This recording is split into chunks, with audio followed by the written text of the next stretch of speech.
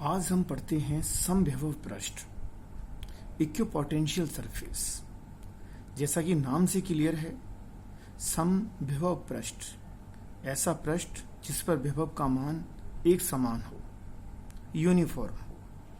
अर्थात किसी विद्युत क्षेत्र में वह पृष्ठ जिस पर स्थित समस्त बिंदुओं पर विभव का मान समान हो, उस पृष्ठ को हम समविभव पृष्ठ कहते हैं। एक समान विद्युत क्षेत्र के लिए यदि आपको समविभव पृष्ठ बनाना है तो जो इसकी क्षेत्र रेखाएं हैं इसके लंबवत होगा समविभव पृष्ठ। यहां पर विभव का मान समान होगा, फिर यहां विभव का मान समान होगा, फिर यहां विभव का मान समान होगा। जो आपको फ्रेम दिखाई दे रही हैं वो अलग अलग समविभव पृष्ठ हैं। अब यदि आपको बिंदु आवेश का समविभव पृष्ठ बनाना है तो बिंदु आवेश का समविभव पृष्ठ सकेंद्रीय गोले होंगे। जैसे ये एक धनात्मक आवेश है तो धनात्मक आवेश से r दूरी पर ये एक समविभव पृष्ठ है, फिर उससे r2 दूरी पर एक सेकंड समविभव पृष्ठ है, फिर r3 दूरी पर एक थर्ड समविभव पृष्ठ है। यानी कि जो सकेंद्रीय गोले हैं ये समविभव पृष्ठ हैं। अर्थात इन पृष्ठों पर विभव का मान समान है। जैसे ये r3 त्रिज्या का एक गोला है तो यहां पर ये त्रिज्या तो फिक्स होगी। अगर बिंदुओं को हम अलग अलग ले लें, जैसे ये बिंदु है, ये ए बी बिंदु है, तो वी ए पर जो वैल्यू होगा वही वी बी के इक्वल होगा। अर्थात दोनों बिंदुओं पर विभव का मान समान होगा। अब हम इसकी प्रॉपर्टीज पढ़ते हैं। सिंपल सा टॉपिक है ये कि समविभव पृष्ठ की क्या क्या प्रॉपर्टीज हैं।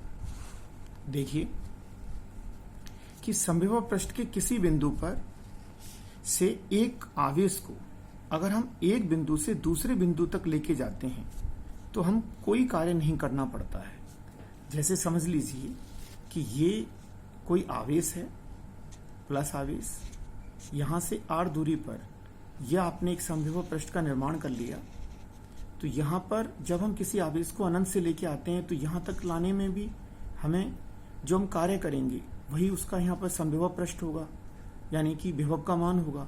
तो ये कह सकते हैं हम कि यहां पर बिंदु ए पर विभव का मान v है, और अगर हम यहां पे लेके आते हैं तो भी हम अनंत से लेके आएंगे तो यहां पर भी विभव का मान v होगा। अर्थात यहां पर विभव का मान v, यहां पर भी विभव का मान v। तो हम इन दोनों बिंदुओं पर, जैसे a और v पर अगर हम बात करें तो a पर v a या v कह लो या v माइनस a कह लो is equal to w a b कह लेते हैं। तो अर्थात अगर w v a और v b अगर आपस में बराबर होंगे तो w का वैल्यू 0 होगा। इसका मतलब ये हुआ कि जब हम समविभव पृष्ठ पर एक बिंदु से दूसरे बिंदु तक आवेश को लेके जाते हैं तो हमें कोई कार्य नहीं करना पड़ता, क्योंकि वहां पर विभव का मान समान होता है। सेकंड प्रॉपर्टी है कि विद्युत क्षेत्र की दिशा सदैव समविभव पृष्ठ के तल के लंबवत होती है। आप समझिए, क्योंकि विद्युत क्षेत्र जो किया गया कार्य हम पढ़कर आए बल गुणा विस्थापन से, कार्य को हम बल गुणा विस्थापन रह सकते हैं। एकांक धनात्मक आवेश के लिए, एकांक आवेश के लिए विद्युत बल का जो मान है वो विद्युत क्षेत्र की तीव्रता के बराबर होगा। डॉट को जब हम रिमूव करेंगे तो ये हमारे कॉस थीटा आ जाएगा, और डी डब्ल्यू का वैल्यू 0 है तो इसको E D L cos theta लिखेंगे। तो E D L cos theta total का वैल्यू जब 0 होगा तो कॉस थीटा का वैल्यू 0 होगा, और कॉस थीटा का वैल्यू 0 कब होता है? जब यानी कि थीटा का वैल्यू 90 होता है। तो आप ऐसे समझिए कि ये समविभव पृष्ठ है, और अगर ये विद्युत बल रेखाएं हैं ये ई वेक्टर को रिप्रेजेंट कर रही हैं, तो ये जो कोण होंगे वो 90 डिग्री के होंगे, मतलब कि लंबवत होंगी। अर्थात विद्युत बल रेखाएं या विद्युत क्षेत्र रेखाएं समविभव पृष्ठ के लंबवत होती हैं। जो आपको पहले भी पता होगा, जब हमने विद्युत बल रेखाएं पढ़ाई थी तो वो भी पृष्ठ के लंबवत ही क्या होती हैं, निकलती हैं, और पृष्ठ के लंबवत ही प्रवेश करती हैं। इसके बाद दो समविभव पृष्ठ या तल परस्पर नहीं काटते, क्योंकि यदि काटेंगे तो कटान बिंदु पर विद्युत क्षेत्र के 2 मान होंगे, जो कि संभव नहीं है।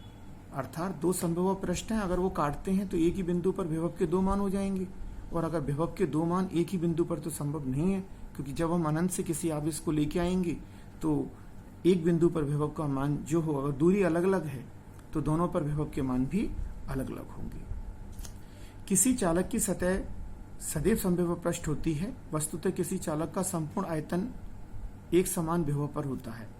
ये वाली बात पहले भी आपको बताई गई थी कि जैसे कोई भी एक चालक को जब हम आवेश देते हैं, जैसे ये कोई एक चालक है और चालक को जब हम आवेश देंगे तो आवेश उसके पृष्ठ पर वितरित होता है।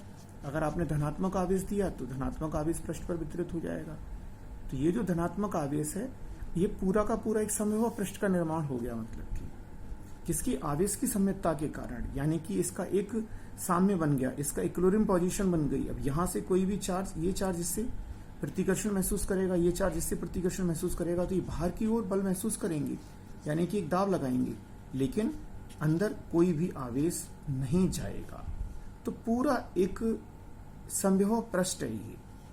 तो चालक की जो सतह होती है वो आवेश की, यानी कि सममितता के कारण, या फिर उसकी जो आवेश का जो एक इक्विलिब्रियम पोजीशन होता है, उसका बैलेंस होता है, उस बैलेंस, ड्यू टू बैलेंस यानी कि स्टैटिक बैलेंस, जो एक मतलब हम स्थिर वैद्युत की जो साम्य है, स्थिर वैद्युत साम्य के कारण उसका जो पृष्ठ होता है वहीं पर आवेश रहता है, अंदर कोई भी आवेश नहीं जाता। अर्थात किसी चालक का जो पृष्ठ है वो एक समविभव पृष्ठ की भांति व्यवहार करता है। अगर जब हम उसकी त्रिज्या और बढ़ा देंगे तो उसके अंदर एक और समविभव पृष्ठ बन जाएगा, वही सेकेंडरी गोले। जैसे हम जानते हैं कि जैसे गोला है उसी के समान हम एक आवेश, बिंदु आवेश को लेते हैं। तो छोटा सा टॉपिक है ये समविभव पृष्ठ। समविभव पृष्ठ क्लियर होना चाहिए आप सभी का कि समविभव पृष्ठ एक ऐसा पृष्ठ है जहां पर विभव का मान सभी बिंदुओं पर क्या होता है, समान होता है। अगर 4 बिंदु हैं तो चारों पर विभव का मान समान होगा। विभव का मान समान होगा तो इन चारों के लिए वर्क इक्वल होगा। तो हम यूँ कह सकते हैं कि अगर एक ही समविभव पृष्ठ पर अगर किसी बिंदु को एक बिंदु से दूसरे बिंदु तक लेके जाएंगे अपन, तो विभव का मान समान होने के कारण हमें कोई कार्य नहीं करना पड़ेगा।